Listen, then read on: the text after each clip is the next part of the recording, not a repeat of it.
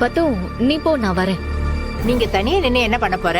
வா உள்ள வந்து உட்காரு. நீ போ பத்து, ஒரு சின்ன வேலை இருக்கு, நான் முடிச்சிட்டு வந்துடுறேன், போ.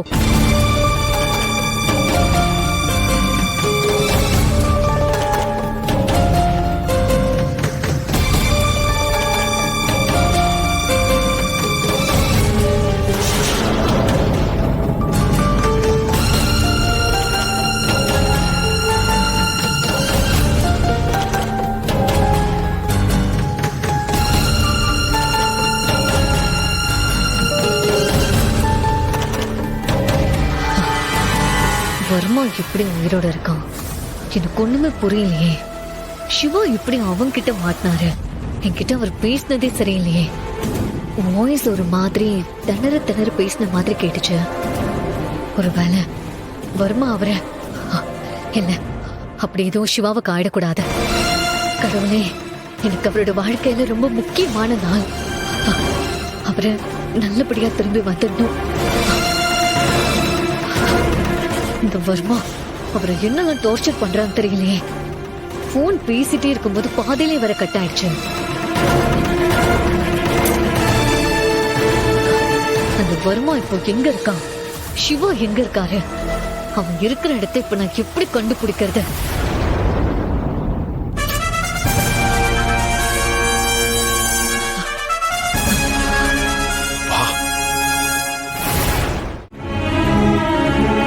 ஐலி, அண்ணி, என்னதான் பிரச்சனை உனக்கு? ஏன் இப்படி தனியா வந்து நின்னுட்டு இருக்க? நானும் உன்னை ரொம்ப நேரமா கவனிச்சுட்டு தான் இருக்கேன். அங்க வர நாங்க யாராவது பேசினாதான் பேசுற, அப்புறம் திடீர்னு வந்து வாசலையே பார்த்துட்டு நிக்கிற. ஏன் இப்படி பண்ணிட்டு இருக்க? ஏதாவது பிரச்சனையா?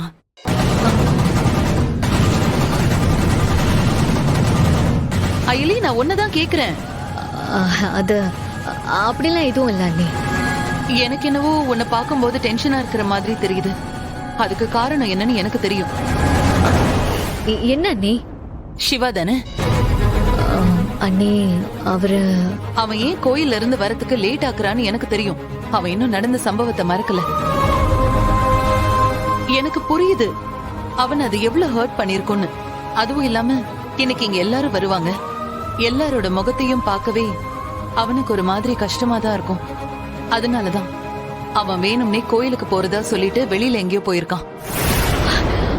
கண்டிப்பா இந்த ஃபங்க்ஷன் முடியற வரைக்கும் அவன் இங்க வரப்போறதில்ல. நீயும் அவனை எதிர்பார்த்துட்டு இருக்காத. அவன் வரதுக்கு இன்னும் டைம் ஆகும். அப்படிலாம் எதுவும் இல்ல அண்ணி. சிவா கண்டிப்பா வந்துருவாரு. உண்மையாவே அவர் கோயிலுக்கு தான் போயிருக்காரு. அப்போ ஏன் இன்னும் வரல? அண்ணே, நீங்க சொன்னதுல பாதி உண்மை. நடந்த சம்பவத்தால சிவா ரொம்ப ஹர்ட் ஆயிருக்காருதான். ஆனா அவரு இன்னைக்கு இங்க இருக்க கூடாதுன்னா இங்க இருந்து போகல. உண்மையாவே அவர் கோயிலுக்கு தான் போயிருக்காரு. நான் தான் அவர் வந்துட்டு இருக்காருன்னு சொல்றேன்ல அண்ணே. கண்டிப்பா இன்னும் கொஞ்ச நேரத்துல சிவா வந்துருவார் அண்ணே.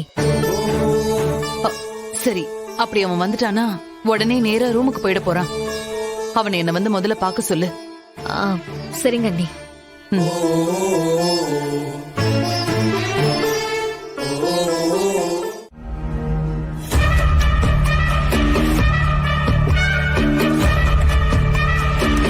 யார்கிட்ட பேசிட்டு இருக்கான்னு தெரியலையே. ஆனா அவன் டென்ஷனா இருக்கான்னு மட்டும் நல்லா தெரியுது.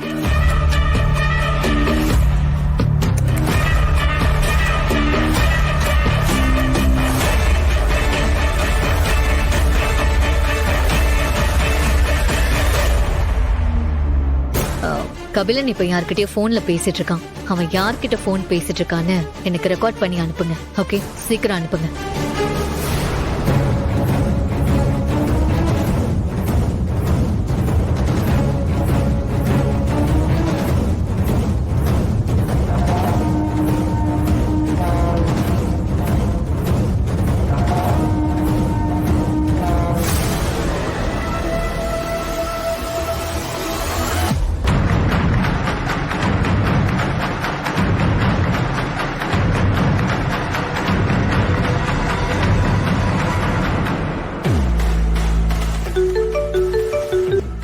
ஹலோ. நான் சொன்ன அந்த காலை ரெக்கார்ட் பண்ணி அமிச்சிட்டீங்களா? ஓகே, செக் பண்றேன்.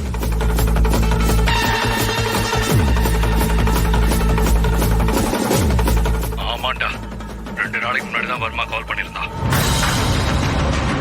சாரி கபிலா, நான் வெளியூர்ல இருந்தேன், அதான் உன் கால் அட்டன் பண்ண முடியல. இப்பதான் வீட்டுக்கு வந்தேன். வர்மா என்னடா சொன்னாரு? வழக்கம் போலதான் ஒரு வேலை கொடுத்துருக்கான். ஆனா இது கொஞ்சம் பெரிய விஷயம். கபிலன், என்ன வேலைடா? இல்ல, அதை போன்ல சொன்னா சரியா இருக்காது. நான் ஒரு லாட்ஜ் லொகேஷன் அனுப்புறேன். நான் சொல்றப்ப நீ அங்க வந்துரு. அந்த லாட்ஜ்ல இருந்துகிட்டு தான் வர்மா சொன்ன வேலையை முடிக்க போறோம். நீ தான் இனிமே பெரிய சம்பவம்லாம் செய்யறதில்லன்னு சொன்னியாடா. இப்போ எப்படிடா ஓகே சொன்ன? என்னோட பர்சனல் வீடியோ ஒன்று வர்மா கிட்ட இருக்குடா. அது மட்டும் வெளியே வந்தா என் மொத்த குடும்பத்தோட மானமே போயிடும். அப்புறம் என் குடும்பத்துல யாருமே என்ன மதிக்க மாட்டாங்க. வர்மா அந்த வீடியோ வச்சுதான் என்ன பிளாக்மெயில் பண்ணிட்டு இருந்தான். நான் அந்த வேலையை முடிச்சு கொடுத்தா வர்மா அந்த வீடியோஸ் எல்லாம் கொடுத்துறேன்னு சொன்னான்.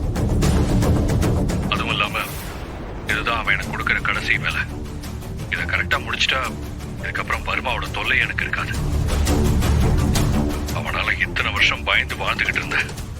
இந்த ஒரு வேலையை மட்டும் நான் செஞ்சு கொடுத்துட்டேன்.